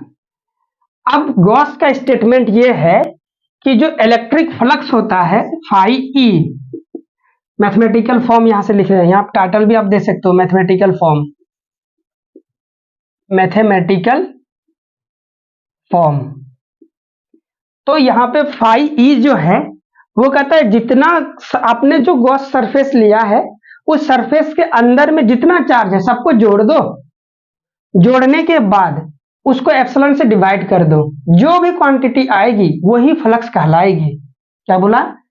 एक जो भी आपने गॉसियन सरफेस लिया है उसके अंदर जितने भी चार्ज आए हैं सारे चार्ज को जोड़ दो, नेट चार्ज निकाल दो और एप्सिलॉन से डिवाइड कर दो, जो क्वांटिटी आएगी वो आपका फ्लक्स कहलाएगा। तो भाई सारे चार्ज को, ये तो पॉइंट चार्ज है, पॉइंट चार्ज को आसानी से जोड़ सकते हैं, तो अपन लोग जोड़ेंगे। Q1 पॉजिटिव है, Q3 भी पॉजिटिव है, और ये माइनस में Q2 है, सारे चार्ज को जोड़ दिया। फिर क्या करो? डिवाइड कर दो एप्सिलॉन नोट से। ठीक है, ये जो क्वांटिटी आई यही वाला आपका कहलाएगा फ्लक्स, इलेक्ट्रिक फ्लक्स। ठीक है, ये तो इस एग्जाम्पल से आया है, पार्टिकुलर एग्जाम्पल में, लेकिन इसको डिफाइन करना है मैथमेटिकल टर्म में, जनरल टर्म में, तो अपन लोग ऐसे लिखेंगे फाई ई बराबर Q inside. Q inside, inside का मतलब हो गया गॉस सरफेस के अंदर में जितने चार्ज हैं उन सभी चार्ज का जोड़कर, समेशन यहाँ पे आप लगा सकते हो, लेकिन अभी लगाएंगे नहीं, अपने को समझ में आ गया। Q inside upon epsilon not. Epsilon not क्या है? याद है ना, ये इलेक्ट्रिक परमिटिविटी है एयर का। ठीक है, चलो जी, ये आपका हो गया आंसर। स्क्रीनशॉट लेना चाहते हैं तो ले लो। 1 2 3 डन। ठीक है, ये गॉस लॉ बहुत इंपॉर्टेंट है, आपसे डायरेक्टली स्टेटमेंट के टर्म में पूछ सकता है, 2 मार्क्स का, याद रहेगा ना? पक्का जी। चलो अभी अपन लोग देखते हैं relation between Gauss law and electric field. ठीक है, इलेक्ट्रिक फ्लक्स, वो पहला तरीके में क्या सीखा कि जितना लाइन पास हो रहा है किसी एरिया से उसे अपन लोग फ्लक्स बोलते हैं इलेक्ट्रिक फील्ड का। तो अब गॉस लॉ से अपन ने सीखा दूसरा तरीका उसी फ्लक्स को निकालने का कि जितने गॉसियन सरफेस के अंदर में चार्ज है उसको एप्सिलॉन नॉट से डिवाइड कर दो, तब का फ्लक्स आ जाएगा। तो दोनों फ्लक्स, जो अपना ओरिजिनल फ्लक्स का जो डेफिनेशन इलेक्ट्रिक फील्ड वाला सीखे थे वो वाला भी फ्लक्स है, और गॉस ने यहाँ वाला जो स्टेटमेंट दिया वो भी फ्लक्स है। तो दोनों एक ही फ्लक्स को दिखा रहे हैं, बस दिखाने का तरीका अलग अलग है, लेकिन मैग्नीट्यूड में तो सेम होगा। तो अपन लोग सेम करके वहां से इलेक्ट्रिक फील्ड निकाल लेंगे। तो उसी चीज को अपन लोग बोलते हैं रिलेशन बिटवीन इलेक्ट्रिक फील्ड। ठीक है, कैसे? यहाँ पे देखिए, यहाँ टाइटल आप डाल सकते हैं relation between electric field, flux and electric field, है ना, इलेक्ट्रिक फील्ड। चलो जी, तो अपन लोग जानते हैं phi we know phi E बराबर integration E dot D A, ये वन पहला तरीके से। अभी गॉस स्टेटमेंट से भी जानते हैं। Now according to Gauss theorem, ये दूसरा तरीका दे दिया इसी फ्लक्स को निकालने का। फाई ई बराबर Q inside upon epsilon not. ठीक है, ये दोनों ही फ्लक्स हैं, तो क्या इन दोनों को इक्वेट करा सकते हो अपन? हाँ, इक्वेट कर सकते हैं। मैथमेटिकल टर्म जानते हैं अपन लोग, यहाँ पे लिखेंगे फ्रॉम 1 and 2। तो ये वाला देखो आपका क्या हो गया, ई डॉट डी ए बराबर हो जाएगा Q inside upon epsilon not. यही वाला वो रिलेशन है जो इलेक्ट्रिक फील्ड और फ्लक्स के बीच में रिलेशन। ठीक है, चलो जी, यहाँ पे आपका इलेक्ट्रिक फील्ड आ गया, दूसरा आ गया ये गॉस लॉ आ गया, इलेक्ट्रिक फील्ड और गॉस लॉ के बीच में डिफरेंशन रिलेशन। तो ये फ्लक्स लिख दिया, यहाँ पे गॉस लॉ होगा, गॉस लॉ। ठीक है, ये वाला स्टेटमेंट समझ में आ गया। अब जरा देखो, इलेक्ट्रिक फील्ड को यदि यूनिफॉर्म बोल दो, यूनिफॉर्म, तो ये तो ई बाहर आ जाएगा और अंदर में कौन फंस के रहेगा, डी ए, और ये आपका क्यू इनसाइड। फिर से डी ए को ए लिख सकता हूं, ई डॉट ए, ये आपका क्यू इनसाइड, अच्छा एप्सिलॉन नॉट, तो ई ए कॉस थीटा बराबर Q inside upon epsilon not. Okay, ये आपका फाइनल आउटपुट ये भी है आपका। ठीक है जी, ये 3 नंबर का डेरिवेशन में पूछ सकता है आपका कि relation between Gauss law and electric field, तो आप ऐसे बनाओगे पूरा। ठीक है, ये आ गया। तो क्या आपको गॉस लॉ समझ में आ गया पूरी तरह से, डायपोल समझ में आ गया और आपका फ्लक्स भी समझ में आ गया। ये 3 चीज आपने आज सीखा इस लॉन्ग वीडियो में, है ना, प्रॉपर एक्सप्लेनेशंस के साथ। गाइज, अब गॉस लॉ से सवाल क्या क्या आएगा, इसका एप्लीकेशन वाला पार्ट बहुत इंपॉर्टेंट है, लॉन्ग क्वेश्चन में पूछता है। और ये गॉस लॉ का जो स्टेटमेंट है वो भी पूछता है आपसे, और ये रिलेशन बिटवीन, मतलब जो भी पढ़ा रहा हूँ काम की चीजें। अब ये लॉन्ग क्वेश्चन में क्या क्या पूछेगा, ये सब डेरिवेशन वाले पार्ट में है। तो ये सारे डेरिवेशंस वाले पार्ट अपन लोग डेरिवेशन वाले प्लेलिस्ट के वीडियोस में ऐड करेंगे, इसमें नहीं। ठीक है, तो फटाफट से वो सारे क्वेश्चंस लिख देता हूं इसमें कि इसका एप्लीकेशन वाले पार्ट्स में से कौन कौन सा क्वेश्चन पूछेगा आपसे। ठीक है, चलो जी, तो आपका जो गॉस लॉ का एप्लीकेशन वाले पार्ट में 2023 में जो क्वेश्चन आपसे पूछ सकता है वो ये सारे हैं। इन सारे का डेरिवेशन अपन लोग प्लेलिस्ट पे देखेंगे, डेरिवेशन वाले। तो सवाल एक बार देख लेते हैं ताकि आपका दिमाग में बैठा हुआ रहे कि अच्छा ये सारे लॉन्ग क्वेश्चन में पूछने की प्रोबेबिलिटी है। पहला सवाल है, calculate electric field due to uniformly charge infinite rod. एक बहुत बड़ा इनफाइनाइट रड है, इनफाइनाइट रड बोल लो या तार बोल लो, ऐसे समझ लो आप। मान लेते हैं ये बोकारो से आपने क्या किया, करंट को बनाया और दुमका में पहुंचाया, तो ये वाला तार क्या है, बहुत बड़ा है, तो इनफाइनाइट जैसा बिहेव करेगा ये। ठीक है, तो इस तार की वजह से इलेक्ट्रिक फील्ड कितना होगा इसके चारों तरफ, वो पता करना अपने को। लॉन्ग क्वेश्चन में 5 मार्क्स का क्वेश्चन पूछेगा ये। ठीक है, डेरिवेशन प्रॉपर डिराइव करके बताना है आपको।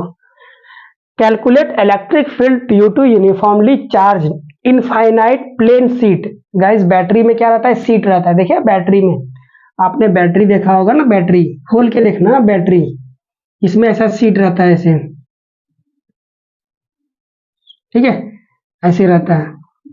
तो गाइस बैटरी में भी ये सब रहते हैं, तो यहाँ भी इलेक्ट्रिक फील्ड बनता है। तो उस प्लेन शीट के वजह से इलेक्ट्रिक फील्ड कितना होगा वो अपने को पता करना है। इधर देखो आप, calculate electric field at various point. Various point मतलब अलग अलग पॉइंट पे। अब कौन सा सरफेस है वो, due to uniformly charge hollow surface. Hollow sphere है। हेलो स्फेयर मतलब अंदर से खोखला वाला गोला का अलग अलग पॉइंट पे आपको इलेक्ट्रिक फील्ड बताना है। तो वो अलग अलग पॉइंट क्या क्या हो सकते हैं, इनसाइड द सरफेस, सरफेस के वो जो गोला है ना, गोला के अंदर मान लेते हैं कोई पॉइंट है, तो उस पॉइंट पे इलेक्ट्रिक फील्ड कितना होगा वो बताना है अपने को। ऑन द सरफेस, यदि वो वाला पॉइंट आपका सरफेस पे आ जाए तो सरफेस पे पॉइंट पे कितना इलेक्ट्रिक फील्ड आएगा वो बताना है। और outside the sphere, outside the surface से बाहर यदि कोई पॉइंट है तो उस वाले पॉइंट पे आपका कितना इलेक्ट्रिक फील्ड होगा ये पता करना है। और चार्ज कहाँ है, चार्ज तो हमेशा सरफेस पे रहता है, कंडक्टर पे रहता है, कंडक्टर के सरफेस पे रहता है। तो गोला यदि बनाओगे तो ऐसा वाला गोला बनेगा, तो यहाँ पे तो इनसाइड का मतलब हो गया ये अंदर वाला, सरफेस का मतलब हो गया यहाँ वाला, और आउटसाइड का मतलब हो गया यहाँ वाला। और चार्ज कहाँ है, पूरा सरफेस पे इस तरफ प्लस प्लस प्लस प्लस। ठीक है, समझ में आया आपको, पूरा ये चारों तरफ है ऐसा। तो इस तरह से अपन लोगों का चैप्टर नंबर 1 कंप्लीट हो जाता है। लॉन्ग वाइज थ्योरी डेरिवेशंस को आप वहां से देख लोगे तो पूरा कंप्लीट हो जाएगा। इसका नेक्स्ट वीडियो और एक आएगा मैराथन का, वो मैराथन में खटाखट सॉल्व कर लेंगे, सारे चीजों को एक बार देख लेंगे, गो थ्रू हो जाएंगे तो दिमाग में फिर बैठ जाएगा। इसके बाद पीडीएफ डाउनलोड कर लोगे, उसी को आपको रिवाइज करते रहना है। ठीक है, पीडीएफ में सारे मटेरियल लिखे हुए हैं। अब इतना चीज हो जाने के बाद तुरंत अपन लोग आ जाएंगे, जो जैक बोर्ड ने मॉडल क्वेश्चन सेट निकाला है उस सेट को सॉल्व करेंगे। इसके बाद अगले चैप्टर पे मूव करेंगे। ठीक है, ये सारी रणनीति है अपना। तो आई होप आप स्टडी अपना वेल सही ढंग से कर रहे होंगे। तो मिलते हैं नेक्स्ट वीडियो में guys, till then good bye, bye bye, thank you.